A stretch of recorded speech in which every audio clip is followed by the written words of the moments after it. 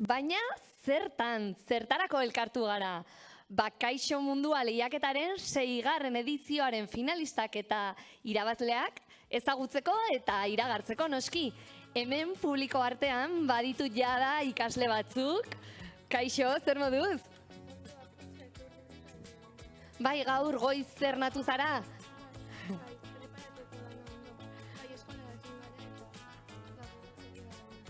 Ederki, zorte on guztiei eta aurrera.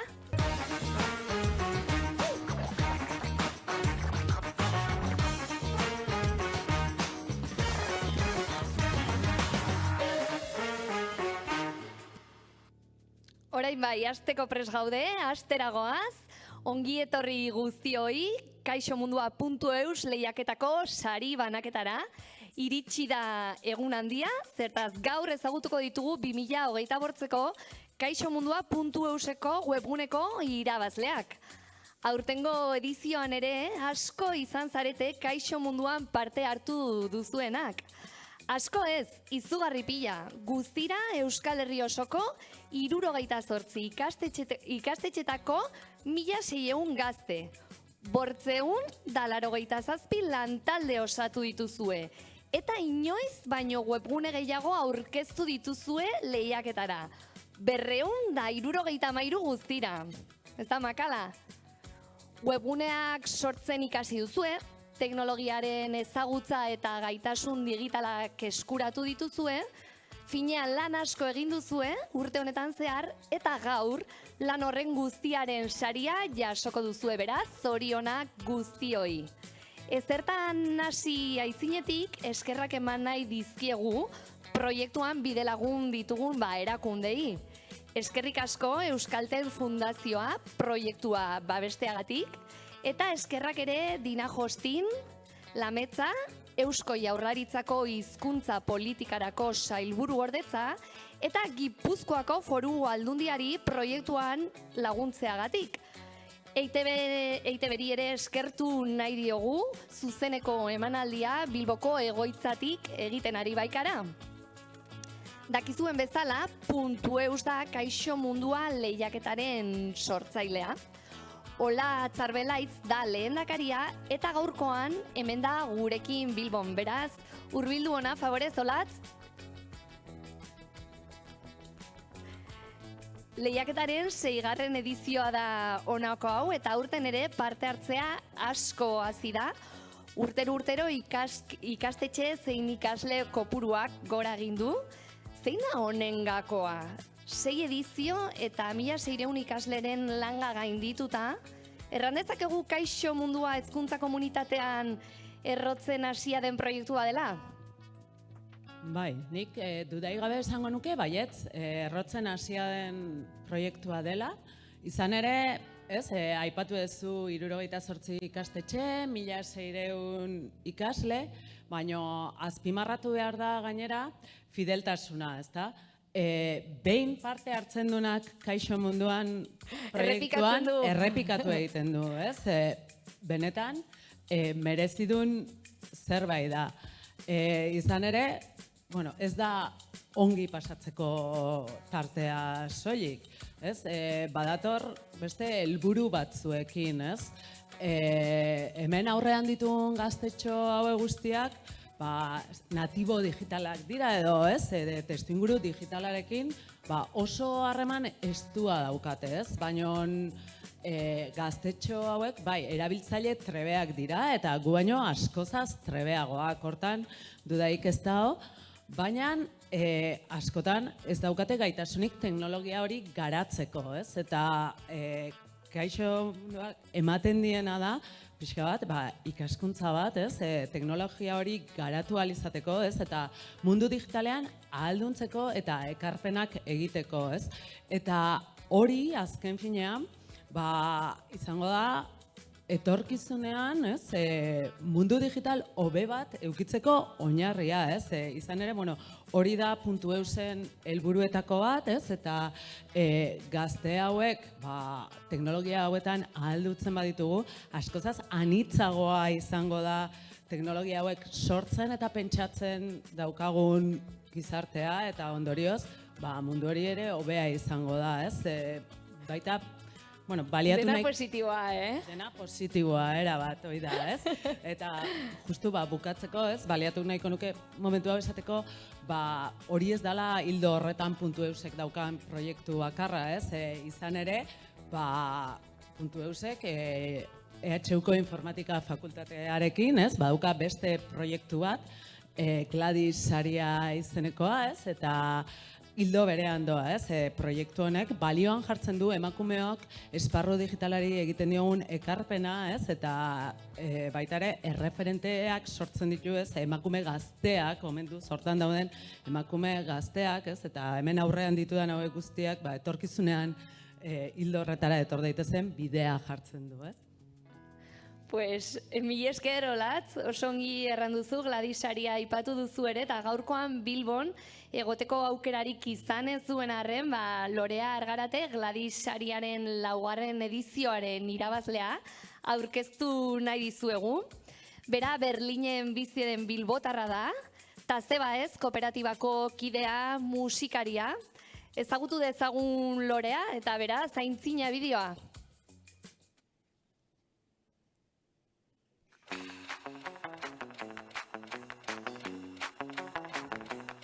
Ni Lorea Argarate naiz, bilbotar bat, orain 34 urte dauzkat, banoa Goruntza, baina egia da, gaztetatik ibili naizela pixkat zientza eta teknologia munduan, egia da pixkat horra nola heldu nintzen, arraroa dela, igual musikatik heldu nintzen horra, ez? Eta kuriosidadeak beti eraman nau teknologia munduan murgiltzera.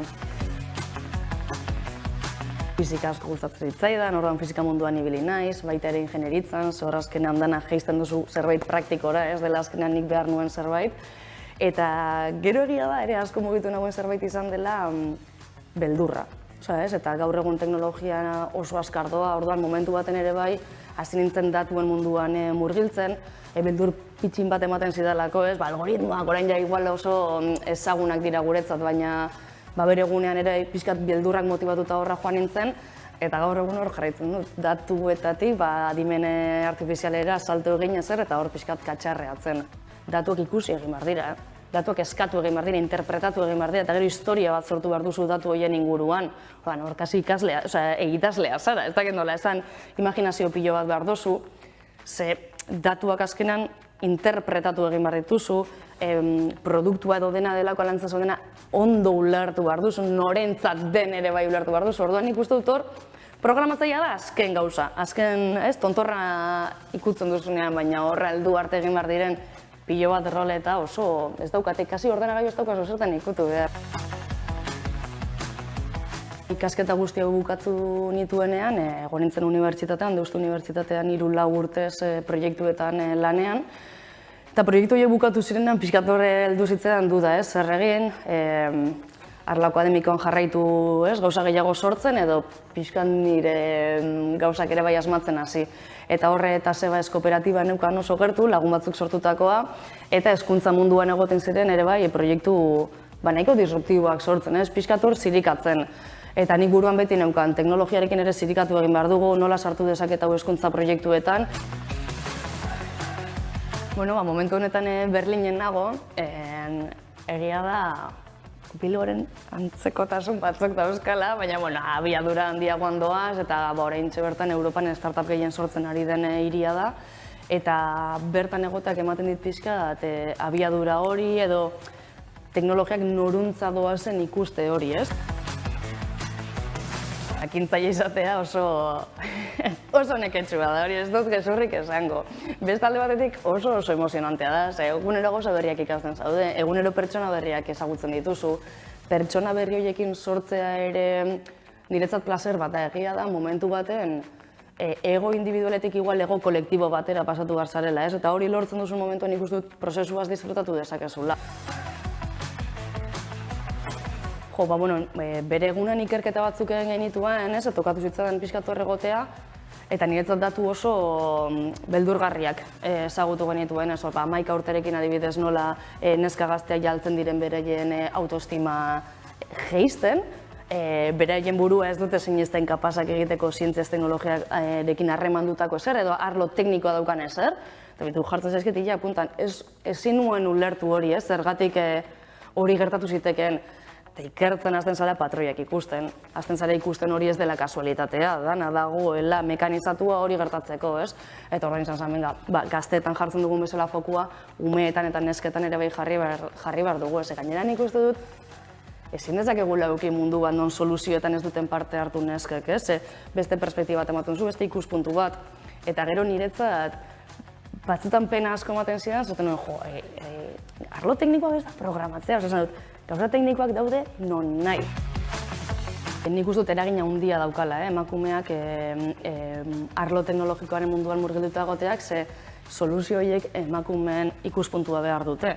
Azkenean, eta nik uste dut ja ez da emakume edo gizon, pertsona bakoitzak daukan kulturarekin atzetik osagai desberdin bat emango dio, soluzio horri, orduan nik uste dut, eta gainera oso evidentea da, ni ekipo mistotan egon nahi zenean, normalean, askoz ere gauza gehiago aurre ikusten dira eta hobeto diseinatzen dira. Orduan ikusten dut dibertsitate hori dela behar dena, eta bai edo bai, inpaktu handia dauka emakumeak daudenean horrelako proiektuetan, eta bai edo bai egon behar gara.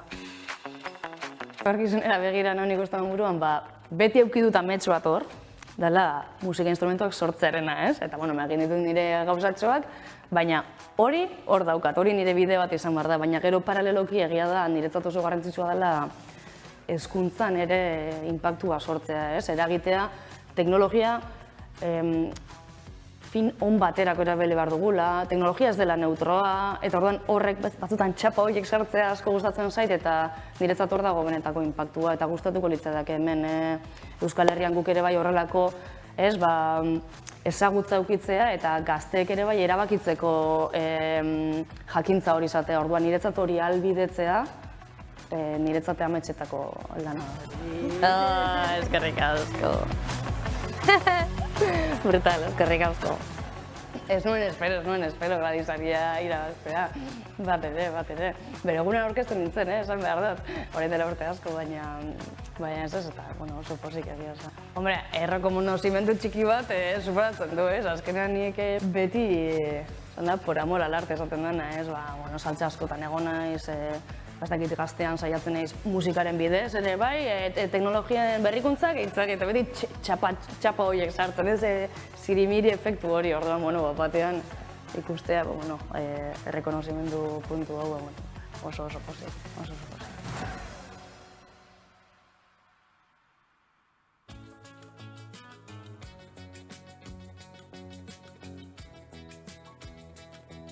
Interesgarria oso, lorearen lana, ez? Jarrai dezagun ingurune digitalean diharduten emakume euskaldunen lana ezagutarazten. Kaixomunduan.eus lehiaketako antolatzaileak, babesleak eta laguntzaileak ezagutu ditugu.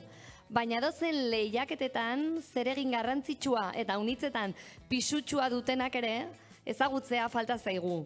Edo beraien ordezkari bat bederen, Ibai Peña aurkeztu nahi dizuegu.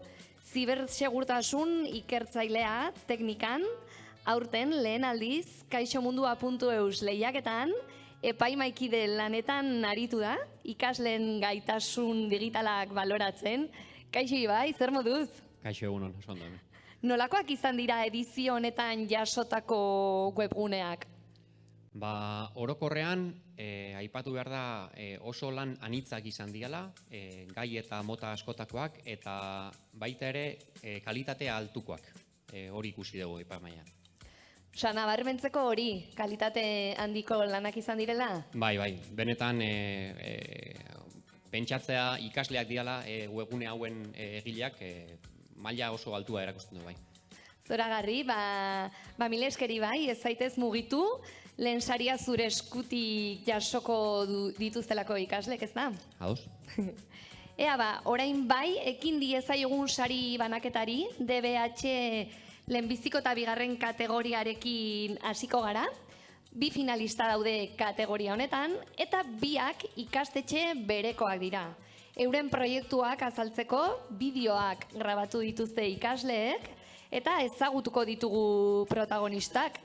Lehenbiziko webunea da jolasarenmundua.eus, DBH bigarren mailakoa dira, errandugun bezala Sagrado Corazon ikastetxetik datoz, Bermeotik, Irati Leixuri, Nerea eta Laitz dira, eta irakaslea Eneko Joaristi. Ikusi dezagun bideoa.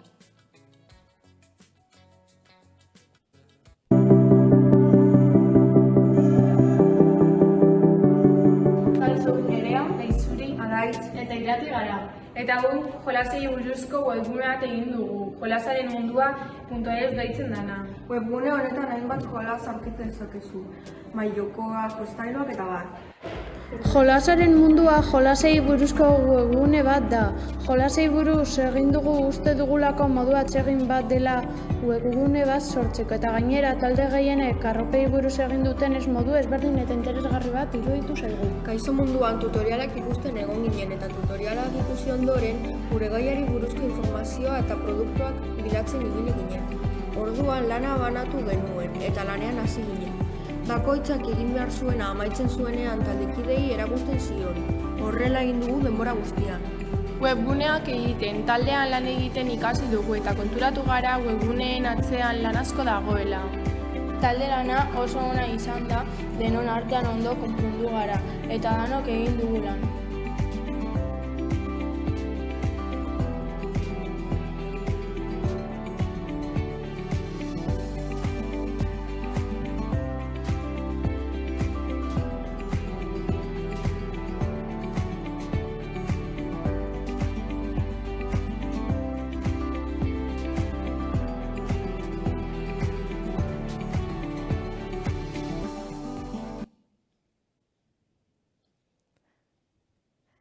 Bigarren finalista ere Bermeoko Sagrado Corazon ikastetxekoak dira ere, errandugun gixan, eta euskalshop.eus webgunea sortu dute, hauek ere DBH bigarren mailakoa dira, Nora, Naia, Manal, Ilargi eta Oroitz, eta irakaslea berriz ere Eneko Joaristi edo Joaristi, egiarran ez dakin nola den.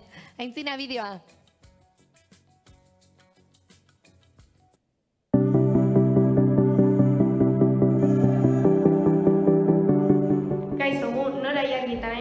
eta Euskalshopen sortzailea gara. Bermeo Sagrado Corazon ikastetxeko ikasleak gara. Eta horrein nola funtzionatzen duen gure weba erakutsiko dugu. Kaixo, hau gure webgunea da eta segirri hori ematean aurkezpen txiki bat eta Euskal Herriko argazki pare batzuk agertzen dira. Hemen legeoharrak ditugu. Guk Euskal Herriko arropak egin dituguz, Euskal Herrikoak garalakon eta arropa asko gustatzen zaigulakon. Prozesu apur bat zaila izan da, baina aurrera ematen jakin izan dugu. Produktuak atal desberdinetan bananduta ditugu. Gure webgunea sortzean WordPressa nola erabiltzen den ikasi dugu, eta baita web bat sortzea ez dela iruditzen duen bezain erreza. Hemen tai aukeratzean koloreak aldatu ahal ditugu.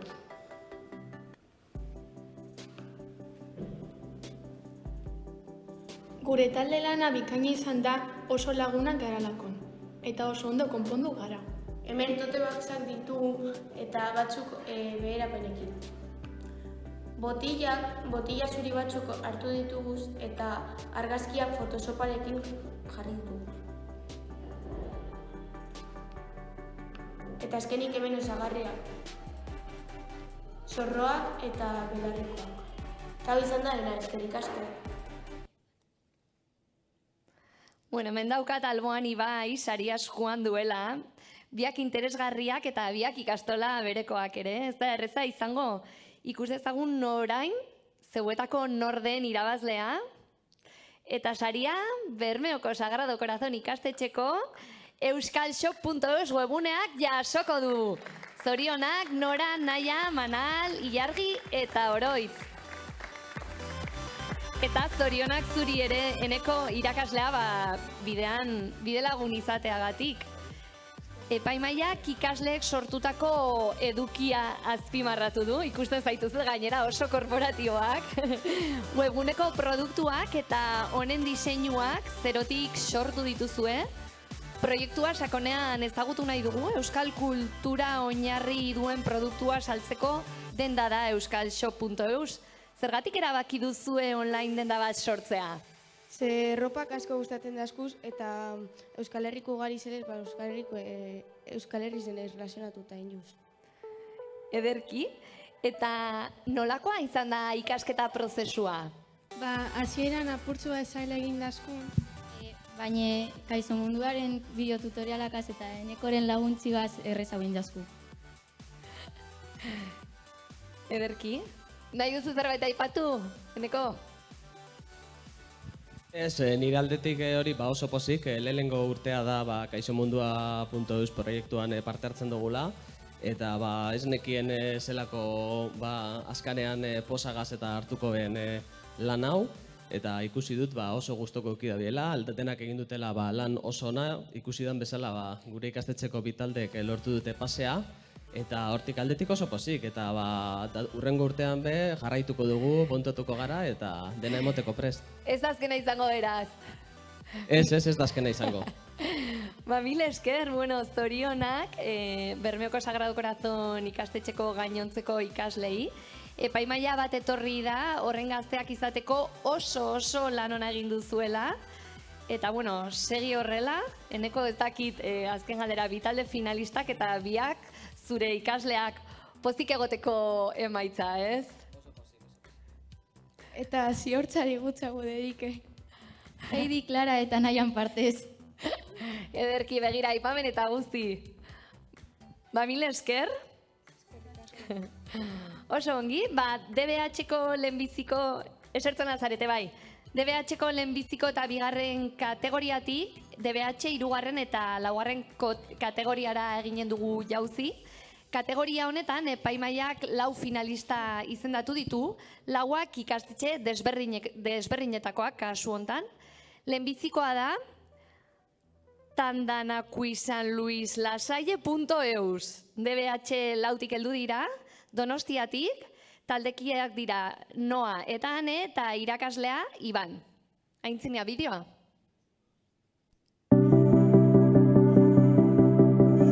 Kaixo, gu Noa Roja eta Nurestik gara, eta tandanakui aukeratu dugu alde batetik ikusgarritasuna emateko, ze ez da oso ezaguna mundu mailan, eta beste aldetik kontzientziazio modura. Eta oso ezaguna ez denez, prozesua pixkatzailea izan da informazioa lortzeko garaian, hala ere ematen dugun informazioa lehen eskukoa da, beraz guztiz fidagarria. 1000 gauza ikasitugu proiektu honetan, nola egiten den webgune bat, tandanakuien historia eta gure proiektu eta helburuak. Eta gainera talde lan ez hobea izan da, biak guztian parte hartuz. Orain bai, webgunea erakutsiko dizuegu. Lehenengo sarrera ikus dezakezue eta nortzuk garen, gure helburu batzuk eta azaltzen duen bideo bat ere, berago egin dugun azken ekintza eta azkenik argazki batzuk. Gero zergara botean klik egitean gure historia, zenaren jatorria, gure taldea zein den eta norekin egiten dugun lan ikusten da. Aurrerago, non kokatuta gauden erakusten dugu, hau da Salud Lasai ikastetxean. Hemen gure helburuak modu motzean erakusten ditugu. Ekintzak atalean urtean zehar izandako eta izango ditugun ekintzak egutegi honetan agertzen dira. Egindako proiektuetan, azken urtean egindako proiektu guztiak azaltzen dira. Baita ere parte hartzaileen esperientzia eta bat kontatzen duten elkarrezketa daude. Tandanako munduan zehar zelekutan ere dagoen. Zergatik eta nola parte hartu. Zure ekarpena proiektuetan parte hartu seguntzen diguzula esanez. Eta azkenik gurekin harremanetan jartzeko moduak. Espero dugu gure webgunea gustatu izana. Eskerrik asko! Agur!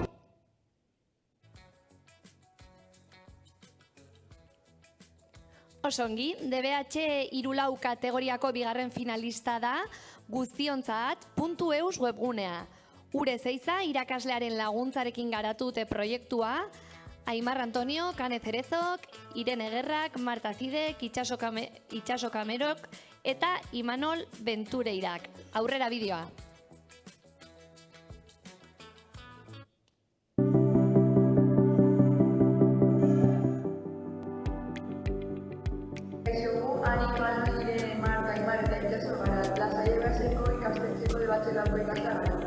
Guk egindako web-orria kaixomundua.euseko lehiaketa finalista bezala aukeratua izan da. Horregatik bideoa egiten dizuegu, bereziki gure web-orria nolakoa den ikusteko. Webgune honetan lineak izatearen dagoen genero alborapenari zuzeneko dugu. Eta, konturatu altzarete txartxapet eta klapak erabestean, generoari buruz akatspioa dira. Noski egiten dituela, eta hori buruz dago dugu. Lanan izan zehar, ez dugu gaztatzen handu izan.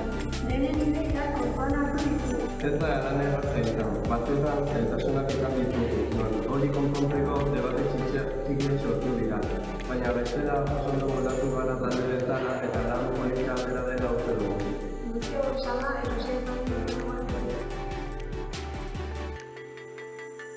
Hau da gure webgunea guztiontzat, gaur egun adimen artifiziala duen garrantziarekin eta gure bizitzan sartzen ari denez gai garrantzitsua iruditzen zitzaigun. Eta bestalde gure gizartean arazoa nabarmena den beste gai bat aukeratu nahi genuen. Beraz, konturatu ginen generoaren alborapena adimen artifizialean zerikusi handia zuela june genuenarekin, eta gure bizitzan nola erabilgarria izango den zehaztu dugu webgune honetan.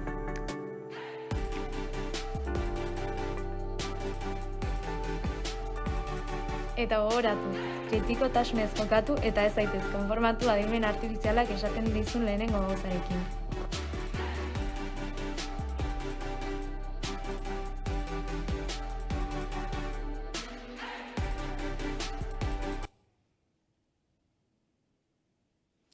Osongi, Jokin Lakai irakasleak lagunduta Ordiziako Jakintza ikastolako DBH lauko ikasleek sortutako Jakintza edo jakintza rebes.eus webgunea da 3. finalista.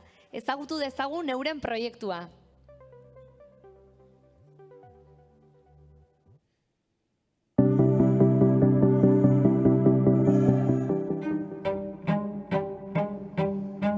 Kaixo, gu jakintza ikastolako DBH lauko ikasle gara.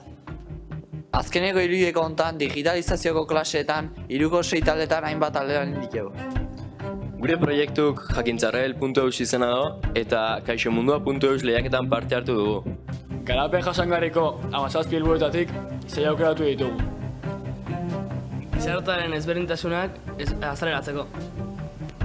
Guk adibidez bakeren gai aukeratu dugu. Hasieran iruditu zitzaigun proiektu eza izango zala, baina denborakin ikusi taldetan oso ondo moldatu gehala. Proiektu aurrera junala oso esperientze politia dela esango genuke eta oso gustatu behar lanen. Eta lana bateratzeako emaitza nahiko positibo bat ona izan dela ikusi. Lada taldea egin dugu. 3 rol ezberdinetan banatu gara, erredaktorea, editorea eta multimedia ekoizlea, eta bakoitzak zeregin ezberdinak zituen beretzen. Orokorrean oso gustura ibili gara talde lanean. Lehenik, jakintzarrebels.eus bilatutakoan nabarmendutako artikuluak ikus ditzakegu. Bestalde, gure webgunea hainbat gaietan dago banatuta. Lehenik, iritzia, eta bertan iritzi artikulu guztiak daude. Gero, elkarrizketak, eta bertan bi elkarrizketa bakarrik daude, baina gehiago jarriko ditugu. Ondoren, podcastak, eta amaitzeko azkenak dauden tokian jarritako artikulu guztiak. Gora joan ala, gure eduki kanalak aurkitu ditzazkezue hemen, YouTube, SoundCloud eta Flickr bezalakoak. Eta gurekin harremanetan jartzeko e-mailak bialtzeko aukera duzue. Bestalde, amaitzeko argia laiuna izan daiteke gure weba. Proiektu honekin gauza asko ikasi ditugu. Adibidez, informazio hobeto bilatzen eta gure hausnarketei sakontasun handiagoa ematen. Baita ere gure bloga editatu dugu eta edukiz hornitu dugu. Bikain, eta orain Gasteizen oinez maskotekin edo bizikletaz egiteko ibilbide proposamenak aurkezten ditu bizigasteiz.eus webguneak. Kategoria honetako 4. eta azken finalistak dira Luna, Luel eta Iris Gasteiztarrak. Ezagutu ditzagun.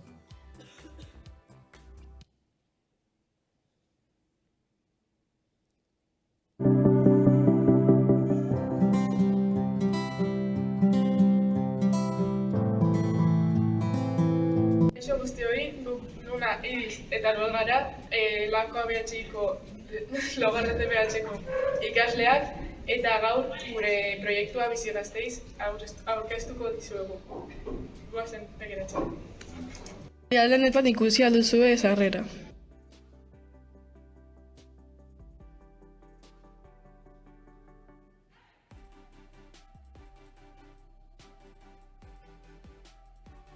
Alde honetan ikus dezakezue nortzuk gara.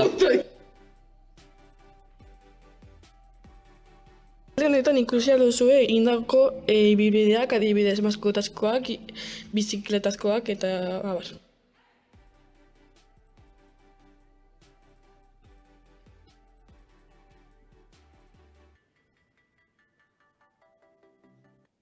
Honetan ikus ditzakezue adopzioan dauden animali guztiak.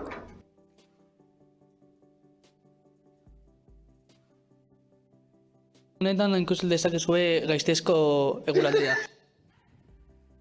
Honetan gurekin kontaktuan jarri zarete.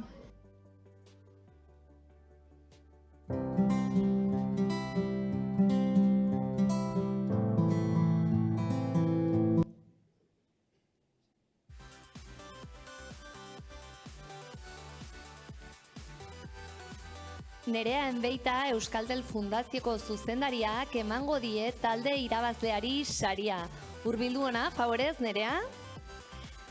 Baina itxaron pixka bat, lehia astua izan da batxiergoko kategorian eta irabazle bat aurkezteaz gain, epaimaiak aipamen berezia egin nahi dio jakintzarebels.eus webguneari.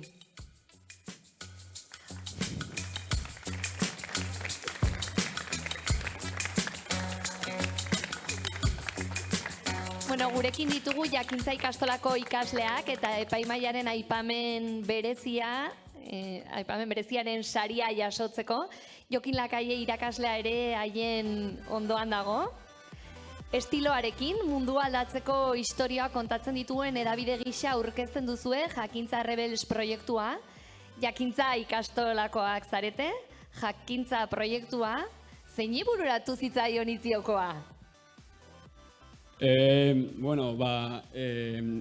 Irakasleek pentsako zen izena eta gero gure arten baita pentsako ditu izen batzuk, baina uste genuen irakasle baita zauzein Marko Zola eta izen bezala bera jarri genuen. Eta zehazki zer da Jakintza Rebels proiektua? Indeu klasen proiektu bat eta batale bakoitzak zeukeen ardura artikuluak egiteko eta gero webgunen publikatzeko.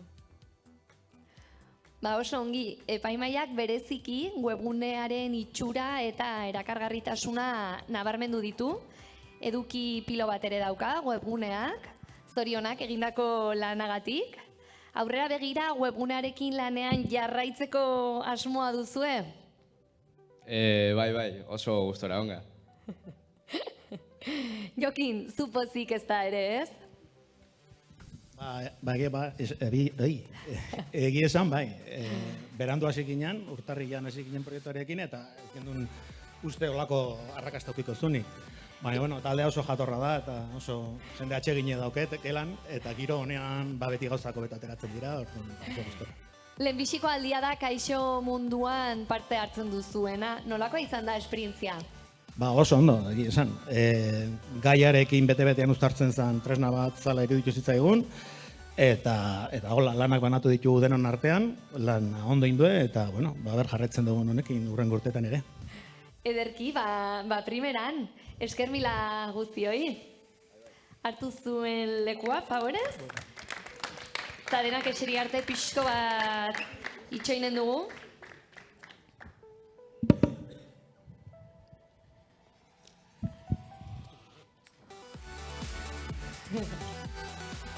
Orain bai, iritsi da sariduna ezagutzeko ordua, Nerea Enbeitia badauka garaikurra eskutartean. DBH 3 kategoriako irabazlea da, bizigasteiz.eus.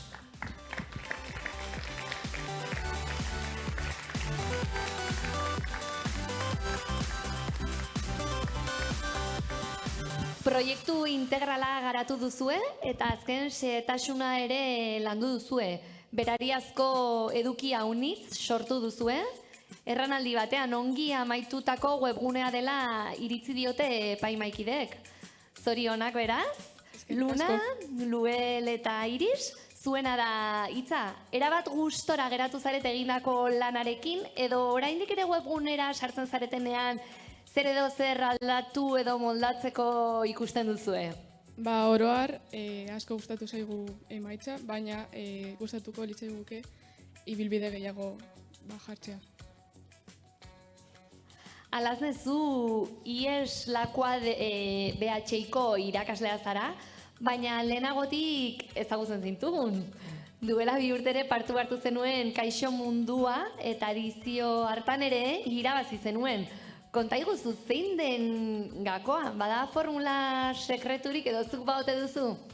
Bueno, lehengoz irabazi nuenez, irabazten dute beraiek, hori garrantzitsua aipatzea, baina niretako garrantzitsuena beste irakasle ontzat hemen tipa, da denbora egitea, lasa egitea. Azkenean da unitate didaktiko oso luzea, eta ezin daiteke hilabete baten oso justu ibiltzen geha. Orduan, aurten adibidez, ebalaketa artean harrapatu ninduen, eta aurreratu beharrean, zatitu egin nituen nire rubrikak, eta 2 zatitan ebalatu nituen, beraiek denbora gehiago izateko, ganoraz bukatzeko. Azkenean, ganoraz eiteko zerbait ja, eta logotipoa pentsa, edukiak sortu, da horrek emateotza kolorie webgune bati. Beraz, denbora inbertitu behar da, ez da? Hori da, niretzat hori da garrantzitsuena, bai. Primeran, talde, Eskerrik ederki, martxa hontan Kaixo Munduako garaipen marka guztiak lortuko dituztu. Bueno. Datorren urtean sortia badao, hemen ikusten gazen berriro. Ederki, mil esker, hartu berriz zuen tokia. Eskerrik asko. Ta txalo bero bat.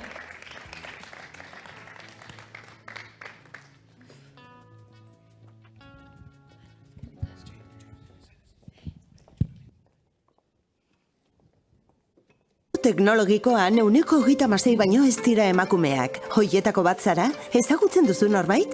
Gladys saria zuretzat da. 4.000 euroko dirusaria eta beste neska batzuk inspiratzeko aukera. Eman izena edo proposatu hautagai bat ekainaren 1 baino lehen. Informazio gehiago gladysaria.eus. Bueno, batxiergoko finalestekin eta irabazlekin hasi aintzina, publikoaren gana gerturatu naiz, berriz ere ikusten duzu, Gladys sariaren 5. edizioa abian da, eta iragarkian ikusi dugun gisa, arlo teknologikoan 126 baino ez dira emakumeak. Zifra hau hobetzeko asmoa du Gladys sariak, eta horretarako emakume teknologoei ere dei egiten die. Zuek, biok, emakumeak eta gazteak zarete. Nola duzue izena eta zeintzuk dira burutzen ari zareten ikasketak? Gu Ashley eta Malen gea eta plataforma nitzetako aplikazioen garapeneko goi maila egiten ari gea. Teknologiarekin zerikusia duten ikasketak egiten ari zarete, beraz? Duela 2 urte zalantzak izan zenituzten ikasketa teknologikoak aukeratzerako orduan? Nik aukera desberdinak guanezkan buruan, baina azkenean hau ikastea erabaki nuen. Aurregin beharreko muga edo barrera batzuekin topatu zarete bidean? Nik konkretukin ere kasuan emakume izateagatik baino oztopo gehiago nabarmendu ditut irisgarritasunan aldetik, azken finean oraindikan ere hezkuntzan ikastetxea asko ez daudelako ez dialako irisgarriak eta beraz inklusioa ere ez dalako bermatzen. Egia da, adibide konkretua etorria, Zuzurbilgo lanbide eskolan igogailua egiteko urte luzatu dira obrak, zorionez aurtengo kursuan lortu deu, baina, azkenean bai da oztopo arkitektoniko horiek bai suposatze due muga bat, ez? Egia da, nabarmendu nahiko nukela, zehazki Usurbilen irakaslegoan aldetik eta lantaldean aldetik izandako jarrera ona eta begikorra, baina, hendik bada oztopo hori, ez? Eta gero emakumean ikuspegitik, bai iruditzen zaitu hendikan erreferente falta nabarmen bat bada hola, eta Gladys bezalako sariak laguntze duela hori bultzatzen. Gure kasuan, 15 ikaslegea gelan eta 3 bakarregea emakumeak. Orduan, iruditzen zait, hor bada hola lanketa bat egiteko, eta holako sariak emategiela errekonozimendua teknologia munduan diharduten emakumei. Ederke, primera, nongi solastu zara, Bueno, mila esker biei eta jarrai ezagun aurre iritzi eta muga hoie guztiak ere isten. Txalo zaparrada handi bat, Asli eta Malenen dako. Mila esker.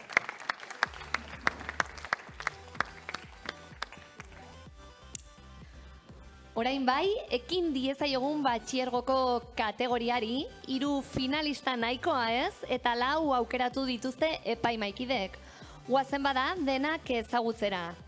Lehenbizikoa, batxiergo batetik heldu dira, Gasteiztik, taldekideak dira Ibon eta Luken, eta irakaslea Alazne. Webgunearen izena da mendibidaia.eus. Ikus dezagun.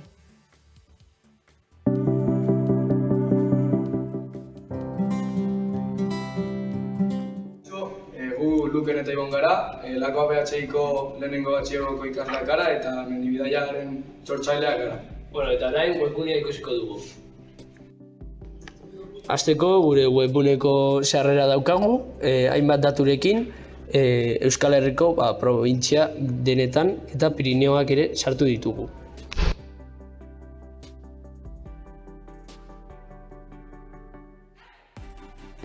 Nortzuk garen azaltzen dizuegu eta gure datu guztiak ematen dizuegu. Gero, mendi batzuen eguraldiak jarri dizkizuegu. Honetan, ikus ditzakegu Euskal Herriko mendietako aterpe batzuk zuei laguntzeko. Gero, baita ere, elkarrizketa batzuk egin ditugu. Honetan ere, ikus ditzakegu mendi denetaren argazki batzuk. Atal honetan, bibak bat egiteko gauza guztiak jarri dizkizuegu zuei laguntzeko. Bidaian sartzen zarenean, horre eukiko duzu informazio guztia, bidai hori egiteko. Hemen gure kontaktua duzue eta gure informazioa ikus ditzakezue.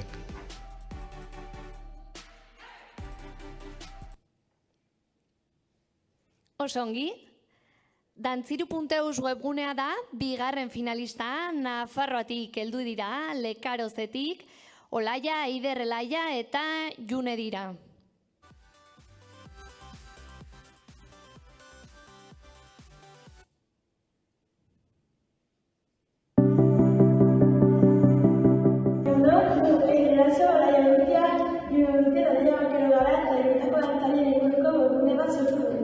Erran bezala, gukindako web horri iritako dantza taldei buruz da. Gu dantza talde horren parte izan gara eta orden itantzakun ilusia horren inguren itea eta gainera nolatzen web horri uste ginen biharrezkoa zela hola dantza taldean inguruko informazioa, festivalak eta bar toki betean biltzeko eta jendeak horren inguren gehiago jakiteko.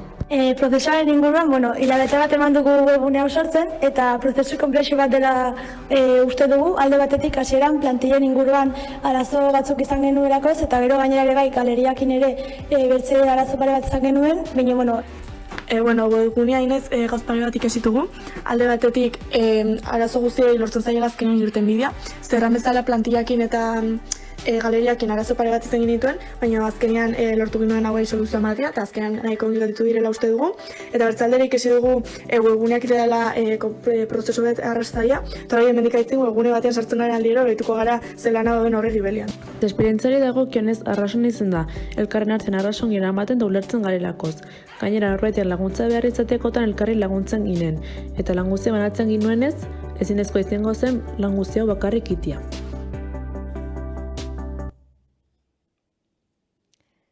Batxiergoko 3. finalistak ezagutzeko ordua iritsi da. Hauek ere nafarrak dira, Atarrabiakoak, Paz Eziganda ikastolako ikasleak, AAA.eus proiektua garatu dute, adimen artifizialari buruzko webgunea. Ikus dezagun.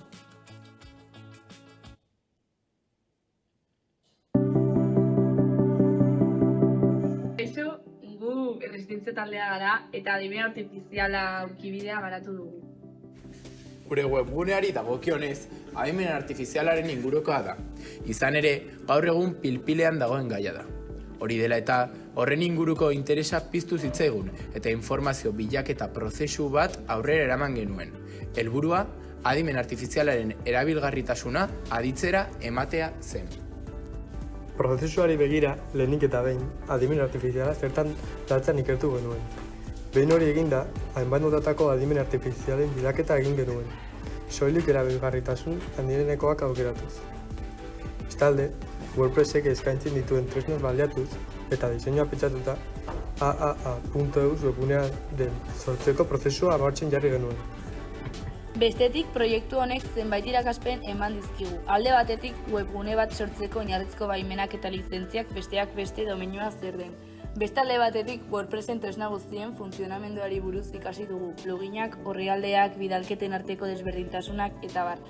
Gainera, webgunea optimizatze aldera HTML eta CSS kodearekin ibili izan gara.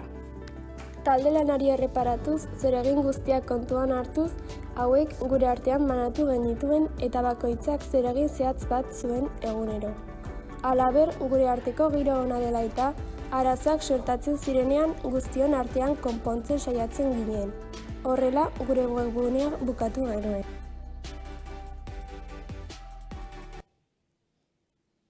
Osongi, laugarren eta kategoria honetako azken finalista ere, IES Lakua BH-tik dator, Alazne Ugarteburu irakaslearen gidaritzapean, Iker Perezek garatu du euskallandare.eus proiektua eta ezagutu dezagun bada.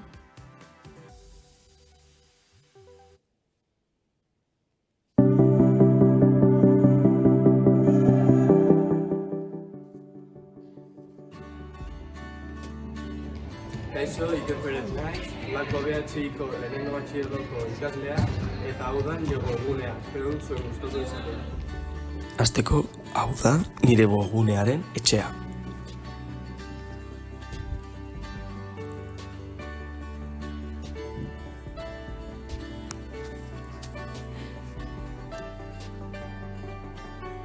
Lehenengo atalean nor naizen azaltzen dut eta ere zer den euskalandare. Hurrengo talean ikasi landarei buruz deitutakoa, artikulu guztiak antolatuta daude modu didaktiko batean. Horrela ikastea errezago izateko.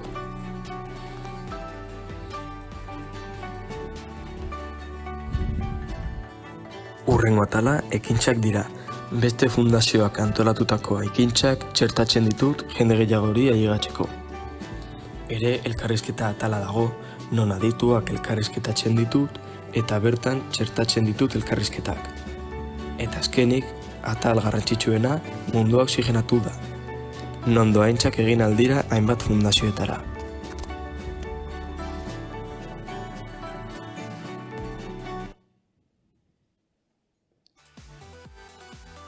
Eta zer falta zaigu orain? Irabazlea iragartzea. Horretarako lehenbizi etor dadila Oiane Mateos, EITB-ko mediako digitaleko albiste burua, ikaslei saria ematera. Kaixomundua.eus lehiaketako finalista izatea hainbeste webguneren artean dagoeneko pozpozik egoteko modukoa da, ezta? Eta gainera irabaztea zer erranik ez. Irabazlea euskalandare.eus webgunea da. Zorionak, hurbildu beraz, saria jasotzera, Iker?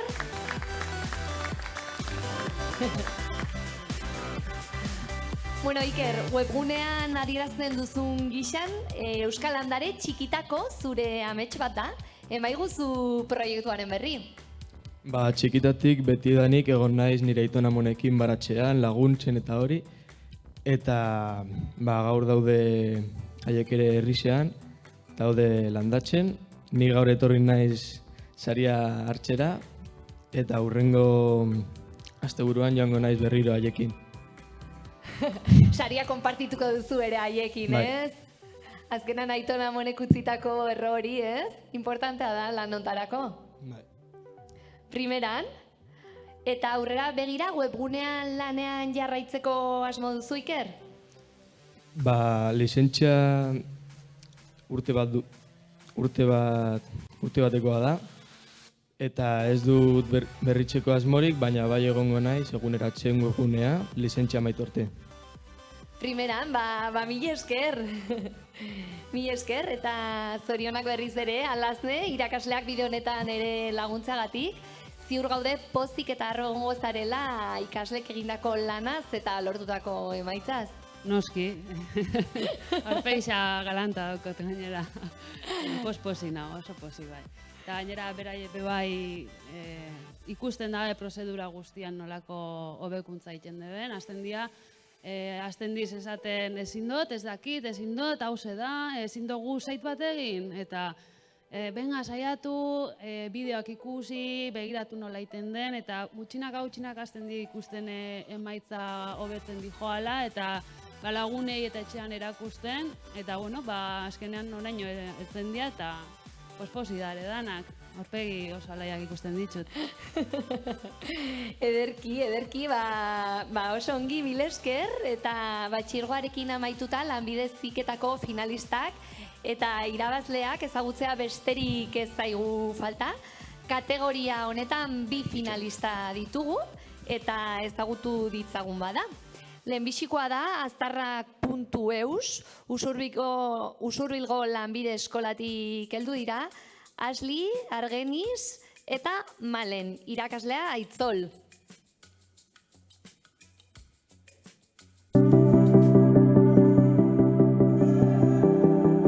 Kaixo, Asli eta Malen gara, Usurbilgo lanbide heziketako ikasleak. Eta bideo honekin aztarnaken webgunea erakutsi bitartean hausortzeko prozesua azalduko dizu. Irakasleek proiektu aurkeztu zigutean proiektu errealak batean webgunean diseinatu eta garatzea aberasgarriago izango zela pentsatu genuen. Inguruko lagunei galdetu eta Magik bere proiektuaren berri eman zigun. Proiektua beraren helburua gustatu zitzaigunez, aztarnaken webgunea sortzea erabaki genuen. Diseinatzen hasi aurretik webgunearen helburua zehaztu eta proiektua hobeto ezagutzeko berakin bildu ginen. Haur nerabe eta gazteen ongizatea bermatzeko funtsezkoa iruditzen zaigu beraiekin eta beraien egunerokotasunean inguruan dituzten hezitzaile zein gurasoekin heziketa emozionalaren zein heziketa sexualaren gaia lantzea. Eta hori da aztarnak proiektua bilatzen duena. Leloak dioen bezala, gugan dauden aztarnak ezagutuz, ondorengoei utzi nahi dizkiegunak aukeratzea. Lehenik eta behin, behar hauek eta webgunearen egituraketa nagusia zehaztu genuen. Eta ondoren, WordPress plataformaren bitartez utzetik diseinatzen hasi ginen. Magik tailer desberdinak eskaintzen ditu. Irakasle eta hezitzaileekin, haur nerabe eta gazteekin, gurasoekin eta emakumeekin. Lehendik egin dituen lan ezberdinen bitartez, esperientzia handia du honelako tailerrak eskaintzen. Jada, 100 esku hartze baino gehiago izan baititu Euskal Herri osoan zehar. Webgunearen bitartez, lanketa ezberdinen eta hauen onuren berri eman nahi izan dugu. Ikastetxe zein talderen batek webgunea ikusi eta beharra sentitu ezkero, Magirekin harremanetan jar dadin.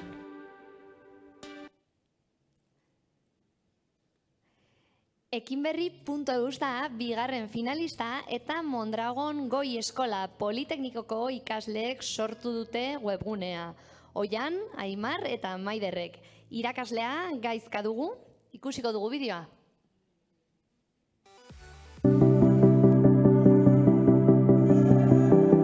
Kaixo, gu Mondragon Goi Eskola Politeknikoko hasier zikloko ikaslea gara. Oian, Aimar eta Maider. Eta gaur Ekinberri proiektuko webgunea aurkeztuko dizuegu, ekinberri.eus.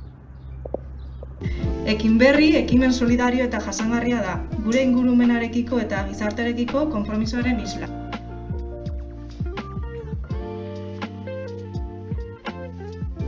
Urtero, milaka gailu elektroniko baztertzen dira eta guk horiek jasoz eta berregokituz gure inguruan behar dituztenei eskuratzeko aukera eman nahi diegu. Teknologia guztiengan hurbiltzeko eta eten digitala laburtzeko helburuarekin.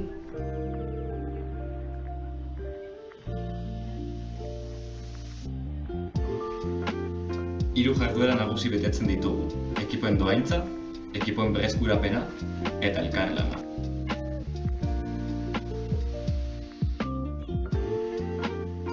Mondragon Goi Eskola Politeknikoko barne proiektu bat da. Eta hasier zikloko ikasle eta irakasle parte hartzen dugu. Teknologiaren bidez jasangarritasuna eta inklusio uztartu nahi dugu.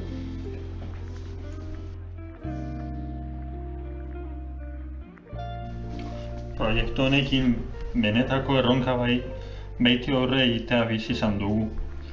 Elkarlanan jardun, teknologia erabili eta gizarteari zerbitzu bat eskaini.